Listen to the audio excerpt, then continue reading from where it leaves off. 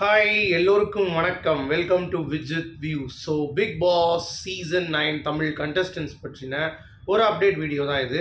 So வீடியோக்குள்ளே போகிறதுக்கு முன்னாடி நம்ம சேனலுக்கு நீங்கள் புதுசாக இருந்தீங்கன்னா கண்டிப்பாக சப்ஸ்கிரைப் பண்ணிக்கோங்க. வீடியோ மறக்காமல் ஒரு லைக்கை போட்டுக்கோங்க. இப்போ நம்ம வீடியோக்குள்ளே கண்டிப்பாக போகலாம். ஸோ என்னப்பா பிக் பாஸ்லாம் வந்து முடிஞ்சு போச்சு, இன்னமும் வந்து வேறு ஏதாவது டாபிக் வந்து பேசலாம் அப்படின்னு சொல்லி யோசிக்கும் பொழுது பிக் பாஸ் கண்டஸ்டன்ஸ் பற்றின அப்டேட்டே வந்து பார்த்தீங்கன்னா இந்த சீசன் வந்து பிஃபோர் கொண்டாட்டம் வரைக்கும் இவங்களுடைய இன்டர்வியூஸோ இல்லை ஏதாவது ஒன்று வந்துக்கிட்டே தான் இருக்கும் அப்படிங்கிறது க்ளீனாகவே தெரியுது. ஸோ அதனால் அதை பற்றின ஒரு அப்டேட்டும் வந்து நம்ம வந்து கொடுக்க வேண்டிய ஒரு கட்டாயம். ஏன்னா ட்ரெண்டிங் டாபிக்ஸு, அரசியல் சூடு பிடிக்கிறதெல்லாம் வந்து இன்னும் கொஞ்ச நாள் ஆகும். அதனால் வந்தால் நம்ம கண்டிப்பாக பேச தான் போகிறோம். அதை பற்றி பேசாமல் இருக்க போகிறது இல்லை. அதுக்கு ஒரு பிளான்ஸ் வச்சுருக்கேன். அது மட்டும் இல்லாமல் ஏன் ரெகுலராக வீடியோ போடுறது இல்லை அப்படின்னு சொல்லி பார்த்தீங்கன்னா, நம்ம இந்த பைலட் ஃபிலிம் எடுக்கிறதுக்கு நிறைய அப்ரோச் வந்து போயிட்டுருக்கு. ப்ளஸ் ஆஃபீஸ் செட்டப் வந்து போடுறதுக்கு பிளான் பண்ணியிருந்தேன், ஞாபகம் இருக்குல்ல உங்களுக்கு. அதற்கான வேலையும் போயிட்டுருக்கு அப்படின்றதுனால அதில் கொஞ்சம் பிஸியாக இருக்கனால இதில் என்னால் கான்சன்ட்ரேட் பண்ண முடியல. பட் ரெகுலராக வீடியோஸ் வந்து நான் போடுறதுக்கு ட்ரை பண்ணுறேன். கண்டிப்பாக உங்களுடைய ஆதரவு நீங்கள் எனக்கு கொடுப்பீங்க அப்படிங்கிறத நான் நம்புகிறேன். ஓகே, இப்போ நம்ம வீடியோக்குள்ளே போகலாம். போகிறதுக்கு முன்னாடி லைக்கு, சப்ஸ்கிரைபும் மறந்துடாமல் பண்ணிக்கோங்க. ஸோ இன்னும் வந்து பிக் பாஸ் முடியலையான்னு கேட்டிங்கன்னா கண்டிப்பாக முடியல. இன்னமும் வந்து இன்டர்வியூஸ் கொடுத்துட்டே இருக்காங்க. குறிப்பாக கனி அவர்கள் பார்வதிக்கு ஆதரவாக இறங்கி சாண்ட்ரா விழுத்து விட்ட விஷயங்கள் எல்லாம் வந்து பார்த்திங்கன்னா ரொம்ப ஆச்சரியமாக இருந்தது. கணிக்கும் சிந்திக்கும் திறன் இருக்கா அப்படின்ற மாதிரியான ஒரு வேவ்லெங்து நமக்கு வந்து தோணுது. அது சாண்ட்ரா மேலே இருக்கக்கூடிய வெறுப்பால் பார்வதி மேலே வந்து பார்த்திங்கன்னா அவங்களுக்கு ஒரு அக்கறை வந்திருக்கா அப்படிங்கிறதான் இந்த வீடியோவில் நம்ம அனலைஸ் பண்ண போகிறோம். 2 பாட்காஸ்ட்டு சும்மா கிடையாது. ஒன்று வந்து இந்த வசந்த் அப்படின்னு சொல்லிட்டு பார்வதி பண்ணாங்கல்ல, அதே ஒரு டீம் தான் அவங்க எடுத்திருக்காங்க. இன்னொன்று வந்து பார்த்திங்கன்னா அவங்களுடைய தங்கச்சி விஜயலட்சுமி அவர்கள் வந்து எடுத்திருக்காங்க.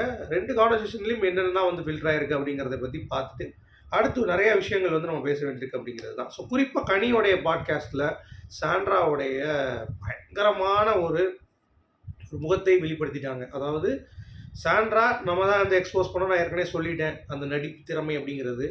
கனி அவர்கள் ஊர்ஜிதமாக எனக்கு டவுட் இருக்குது. அதாவது அவங்க தெளிவாக சொல்ல முடியாது இந்த மாதிரி அவங்க நடிக்கிறாங்க அப்படின்றத. நம்மளை மாதிரி வந்து பேச முடியாது, ஏன்னா அவங்க ரிவ்யூவர் கிடையாது.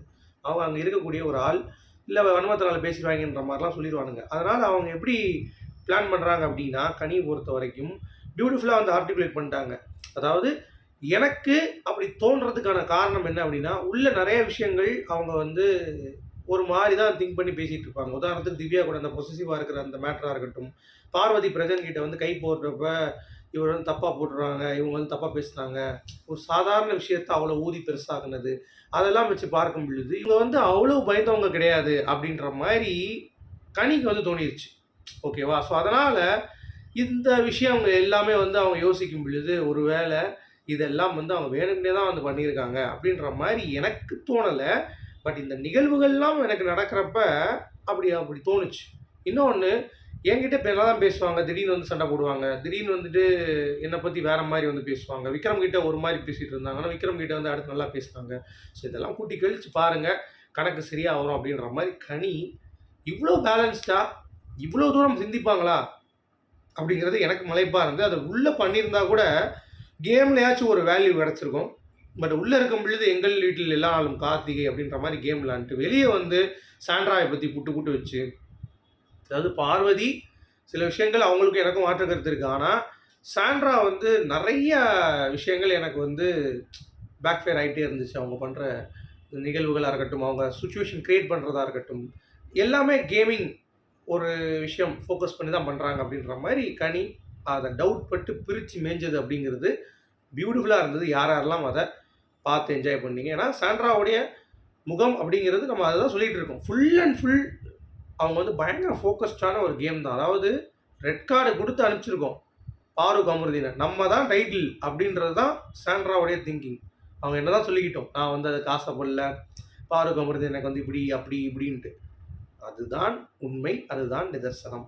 ஸோ அதை வந்து பிரேக் பண்ணிட்டாங்க அப்படிங்கிறப்ப அவங்களால தாங்க முடியல அப்படிங்கிறது. அதை வச்சு தான் இவங்க எல்லாம் ஃபோக்கஸ் பண்ணது. விக்ரமாக இருக்கட்டும், சபரியாக இருக்கட்டும், இந்த சுனிய கிழவி திவ்யாவாக இருக்கட்டும், இவங்க எல்லாருமே இந்த மைலேஜை வச்சு தான் அவங்க வந்து ஃபோக்கஸ் பண்ணதே. அது வரைக்கும் அவங்க எல்லாம் யாருன்னே தெரியாது. அந்த மாதிரி தான் கேம் இருந்தது அப்படிங்கிறது தான் நிதர்சனம். ஸோ அதை புட்டு வைத்த கணிக்கு சூப்பர் அப்படிங்கிறது தான். அடுத்து எஃப்ஜே பற்றி பேசியிருப்பாங்க. அது நமக்கு மாற்று கருத்து இருக்குது. ஏன்னா எஃப்ஜே பற்றி நான் அப்படி பழகணும், அண்ணன் தங்கச்சி, அண்ணன் தம்பி, அக்கா, என்னத்தையோ ஒன்று அவங்க ரிலேஷன்ஷிப்லாம் நம்மளும் பார்த்துருக்கோம். இந்த அளவுக்கு அவங்க நீங்கள் பார்த்துருப்பீங்க. நம்ம வந்து அதை திருப்பி சொல்ல வேண்டாம். பட் உங்களுடைய ஆக்ஷன்ஸ் அப்படி தான் மக்களுக்கு காட்டுச்சு. மக்கள் பார்வையில் கோளாறு அப்படின்ற மாதிரி சொல்கிறத விட்டுட்டு அந்த ஆக்ஷன்ஸை ஜஸ்டிஃபை பண்ணாதீங்க அப்படிங்கிறத எனக்கு தோணுச்சு. அதே மாதிரி அரோரா கிட்ட அவங்க காட்டுற அந்த ஒரு விஷயம் அவங்களுக்கு டேலண்ட்டாக இருக்கலாம். அவங்க என்னாலும் பண்ணியிருக்கட்டும், ஆர்டிகுலேட் பண்ணி பேசுகிறதா இருக்கட்டும், குட்டி பொண்ணாக இருக்கட்டும், தங்க பிள்ளையாக நீங்கள் வச்சுக்கோங்க. பட் எங்களை பொறுத்த வரைக்கும் அந்த மாதிரி ஆட்களை சொசைட்டியில் நார்மலைஸ் பண்ணாதீங்க. ஏன்னா அதை நார்மலைஸ் பண்ணுறீங்க. அந்த பொண்ணு நல்ல பொண்ணு, நீங்கள் என்ன தான் உங்கள் பார்வையில் தப்பு இருக்குது அப்படி இப்படின்னு சொல்லி திருப்பியும் அதை சொல்கிறீங்க. எங்கள் பார்வையில் தப்பு கிடையாது. இப்போது கணிக்கிட்டே ஒரு கேள்வி கேட்குறேன். நீங்கள் அந்த பொண்ணு மாதிரி வேலை பண்ண முடியுமா உங்களால்? இப்போ பண்ணிடுவீங்களா? அது நீங்கள் போல்டுன்னு சொல்லுவீங்களா? அதை நீங்கள் நார்மலைஸ் பண்ணுவீங்களா? அப்படிங்கிறத நீங்கள் மைண்டில் யோசிச்சு பார்த்துக்கோங்க. சரியா? அவளுக்கு சர்டிஃபிகேட் கொடுக்குறதுக்கு முன்னாடி அந்த மாதிரி பெண்களை தயவு செய்து நார்மலைஸ் பண்ணாதீங்க அப்படிங்கிறது தான் என்னுடைய பாயிண்ட் ஆஃப் வியூ. ஓகே, இதை நீங்கள் எப்படி பார்க்குறீங்கன்னு சொல்லுங்கள். ஏன்னா அவங்க அரோரா பற்றி பேசினது தான்.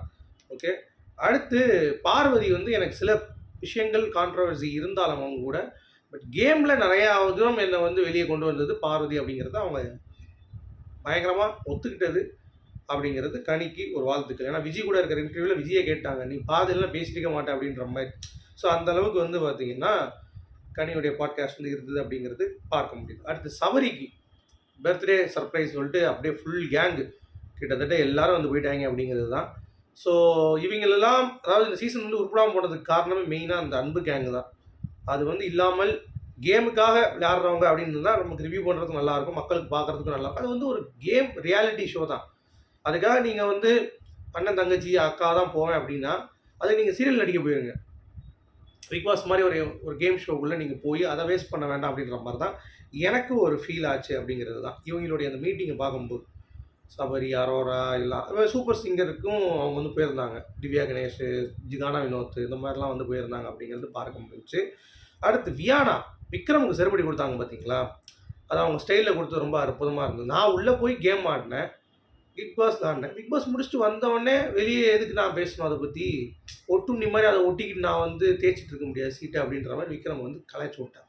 அது அவன் வேலை, நான் அதை பேசணும் அவசியம் கிடையாது. ஷோ இஸ் ஓவர் அப்படின்ற மாதிரி அந்த பொண்ணுடைய கிளாரிட்டி அப்படிங்கிறது வேற லெவல். மூவ் ஆன் பண்ணிட்டு போயிட்டே இருக்காங்க, அதை பற்றி பேசவே இல்லை அப்படிங்கிறது தான் சூப்பராக. அடுத்து கார் டாஸ்கில் பார்வதி சில விஷயங்கள் வந்து பேசியிருந்தாங்க. நேற்றும் இன்றைக்கும் வீடியோ வந்து ரிலீஸ் ஆகிருந்துச்சு. இந்த காரோடைய சர்ச்சையில் திவ்யாலாம் அந்த கேள்வி பேசினாலே நீங்கள் வந்து பேசலையே, ஏன் பேசலை அப்படின்னு சொல்லி கேட்டதுக்கு எனக்கு 20 நிமிஷம் பேசுவா திவ்யா, நொச நான் சும்மா இருந்தாலும் அட்லீஸ்ட் அவன் நிப்பாடிதான்றதுக்காக சும்மா இருந்தேன், நான் போய் சண்டை போய் அவள் திருப்பி 30 நிமிஷம் பேசி காதில் ரத்தம் வந்துடும் அப்படின்ற மாதிரி திவ்யாவுடைய அந்த பீடி வாயுடைய செய்கையை கரெக்டாக யூஸ் பண்ணிக்க தெரிஞ்சு, அதாவது அந்த பிளாட்டை கரெக்டாக யூஸ் பண்ணி வரா அப்படிங்கிறது தெரிஞ்சிருச்சு எனக்கு. அவங்க எல்லாருமே அதை வச்சு ஒரு கேம் ஆடுறாங்க தெரிஞ்சிருச்சு அப்படின்ற மாதிரி நம்ம பாயிண்ட்டை பேசுறது அட்ரஸ் பண்ணுறது, அவங்க பேசி இதுதான் இருப்பாங்க 20 மினிட்ஸ் பேசுவாங்க அப்படின்ற மாதிரி செஞ்சுட்டா. ஒரே பதில் தான், நீலாம் வந்து பேசுகிறது தகுதியே கிடையாது அப்படின்னு. அதே மாதிரி திவ்யா மேலே பர்சனலாக அவங்களுக்கு கோவம் இருந்திருக்கு போல. ஏன்னா வெளியே வந்து ஒரு பொண்ணோட கேரக்டரை பற்றி தப்பாக பேசுகிறது அதெல்லாம் நான் பண்ணியிருக்க மாட்டேன். இப்போ சாண்ட்ரா என்னை வச்சு என்னுடைய பர்சனலை காரில் போட்டு உடைச்சா, அதே மாதிரி சாண்ட்ரா திவ்யாவுக்கு எதிராக என்னால் வந்து பேசி அப்படியே மாற்றிருக்க முடியும். ஓகே, திவ்யா வந்து இந்த மாதிரி பொசசிவாக இருந்தால் அவன் சொல்லியிருப்பா போல் பார்வதி கிட்ட, பிரச்சனை வந்து திவ்யா வந்து இது பண்ணியிருக்கான், அது பண்ணியிருக்கா, கொஞ்சம் க்ளோஸாக இருக்காங்கன்னு சொல்லிட்டு. அதெல்லாம் அங்கே சபையில் போட்டுருந்தா திவ்யா சும்மா இருந்திருப்பாளா? கண்டிப்பாக சும்மா தான் இருந்திருப்பேன். ஏன்னா சாண்ட்ரா முன்னாடி அவள் பேச மாட்டாள். ஏன்னா பயந்துருவா, பேனிக் அட்டாக் வந்துச்சு என்ன பண்ணுறது திவ்யாவுக்கு. சாண்ட்ராக்கு இந்த பிரச்சனை இப்படி சொன்னீங்க அதுதான் செய்யும் தவிர பார்வதி கிட்ட இந்த மாதிரி ஜம்பாலாம் காட்டும். சரியா? அதை நீங்கள் புரிந்து கொள்ளுங்க. அது ஒரு டம்மி பீஸ் அப்படின்றதுனால அதை விட்டு தள்ளுங்க. பட் இருந்தாலும் சொல்கிறேன், இப்போ சாண்ட்ரா கிட்ட போட்டு உடைக்கிறது ரொம்ப நேரம் ஆகாது பார்வதியால். நான் வந்து அதெல்லாம் உடைக்க மாட்டேன், எனக்கு வந்து சாண்ட்ரா மாதிரி கிடையாது அப்படின்ற மாதிரி பியூட்டிஃபுல்லாக வந்து பேசினாங்க. அது ரொம்ப அற்புதமாக இருந்தது. திவ்யா மேட்டரை போட்டு உடச்சிருந்தா சாண்ட்ராவுடைய நிலைமை வேறு லெவலில் ஆயிருக்கும். அதை பண்ணலை. ஓகே, அடுத்து எனக்கு அந்த வீட்டில் நடிக்க தெரியாது, நான் அந்த வீட்டில் வாழ்ந்துட்டேன் என்ன மாதிரி அப்படின்னு சொல்கிறது ஹைலைட். தன்னுடைய தவறை ஒத்துக்கக்கூடிய அந்த குவாலிட்டி, நான் மிஸ்டேக்ஸ் பண்ணுறதை வந்து நான் அக்செப்ட் பண்ண மாட்டேன் அப்படின்னு சொல்லாமல், நான் நடிக்கிறேன் அப்படின்ற மாதிரி இல்லாமல் உண்மையாக இருக்கேன் அப்படிங்கிறதை சொல்லக்கூடிய தைரியம் அந்த வீட்டில் யாருக்கு இருந்திருக்கு? பாரு கமருதன் தவிர அப்படிங்கிறது நீங்கள் தான் சொல்லணும். அதை வச்சு நான் வின்னரு ரன்னர் அப்படின்னு நான் முடிவு பண்ணல. என்ன சொல்கிறேன்னா, அந்த கேமுக்கு ஜஸ்டிஸாக ஃபேராக மக்கள் என்னை அன்பு செலுத்தினாலும் சரி, என்னை திட்டாலும் சரி, நான் இப்படி தான் அப்படின்ற ஒரு கட்ஸ் இருக்குல்ல, அது யாராலையும் இருக்க முடியாது. நடித்தாதான் நமக்கு வந்து ஒரு நல்ல ஒரு விஷயம் வந்து வெளியே கிடைக்குது, வெளியே ப்ரொஜெக்ட் ஆகுது அப்படிங்கிறதை நீங்கள் புரிந்து கொள்ள வேண்டும். அதுதான் வந்து பண்ணுறாங்க அப்படிங்கிறது தான். அது மட்டும் இல்லாம பார்வதி சர்ச்சை பதிவு போட்டாங்க அப்படின்னு சொல்லி பார்த்துட்டு என்னடா அதுன்னு சொல்லி நானும் பார்த்தேன். அவங்க மக்களை திட்டாங்க அப்படின்ட்டாங்க. மக்கள்லாம் திட்டவும் இல்லை, ஒரு வெங்காயம் பண்ணல. பார்வதி வந்து என்ன போட்டிருக்காங்கன்னா, எனக்கு வேர்ல்டே வந்து பார்த்தீங்கன்னா கொஞ்சம் என்ன டவுட் பட முடியுது. எங்கள் அம்மா எனக்கு வந்து காப்பாற்றுறாங்க. பட் இருந்தாலும் ட்ரூ ஃபேன்ஸ் எனக்கு இருக்கிறனால தான் நான் இந்த அளவுக்கு இருக்கேன். ட்ரூ ஃபேன்ஸ் இல்லைனா நான் இல்லை. அதாவது உண்மையான மக்கள் சப்போர்ட் வந்து எனக்கு இருந்தது. பட் பார்க்கும்போது எனக்கு ஒரு ரெட் கார்டு வாங்கிட்டாமே அப்படின்னு சொல்லிட்டு வெளியே வந்துட்டு எல்லாம் அடிச்சுட்டு கிடந்தாங்கல்ல, அப்போ சொல்லியிருப்பாங்க போல். இந்த மாதிரி எனக்கு எங்கள் ஃபேமிலி தான் வந்து இது பண்ணாங்க. ஏன்னா வெளியே வந்தப்போ எல்லாருமே அந்த சாண்ட்ராவுடைய விஷயத்தை மறந்துட்டாங்க. இந்த உள்ள பேசினால அந்த பீடி போட்டு பார்வதி கமருதினி வந்து நீங்கள் பேசாதீங்க, நீ ஒரே கிழவி பேசாதீ அப்படின்னு பேசினவ ஸ்கேம்ரா. அவள் அவ்வளோ தூரம் வார்த்தையை விட்டு அமருதனை பற்றி ஒரு வார்த்தை சாண்டா நீ பேசக்கூடாது அப்படின்னு சொல்லி சொல்லவே கிடையாது. உங்களுக்கு புரியுதா? இதிலேயே தெரிஞ்சுக்கோங்க, உள்ளேயும் அப்படி தான் வெளியும் அப்படி தான் பண்ணானுங்க.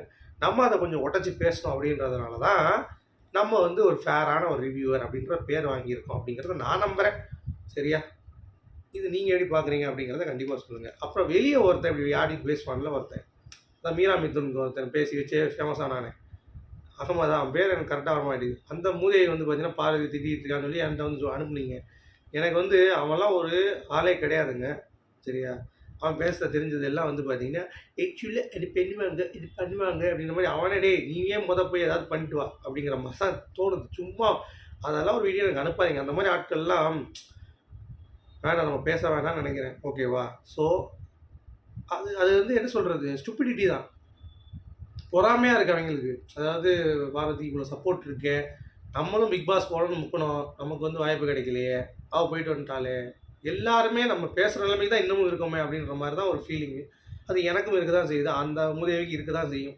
அதனால தான் பேசி கழியுது அப்படின்ற மாதிரி நீங்கள் கடந்து போங்க அப்படிங்கிறது தான். அடுத்து ஸ்கேம்ட்ரா பார்த்தீங்களா, பாரதி வச்சு ஸ்கேம்ட்ரா அப்படிங்கிறது வச்சதுக்கான ரீசன் சொல்லிட்டாங்க பார்த்தீங்களா. ஸ்கேம்ட்ரான்னு எதுக்கு வச்சாங்க அப்படின்னா, இந்த ஒரு டாஸ்க்கில் உள்ளே வந்தோடனே பேட் டச்சுன்னு சொல்லிட்டு ஒரு ஸ்கேம் பண்ணாங்கல்ல, அதுக்கு தான் ஸ்கேம்ட்ரான்னு வச்சுருக்காங்க. அதை ஒன்று இந்த அம்மா என்ன சொல்லுது பாருங்கள், எவ்வளோ தெளிவான அம்மான்ட்டு.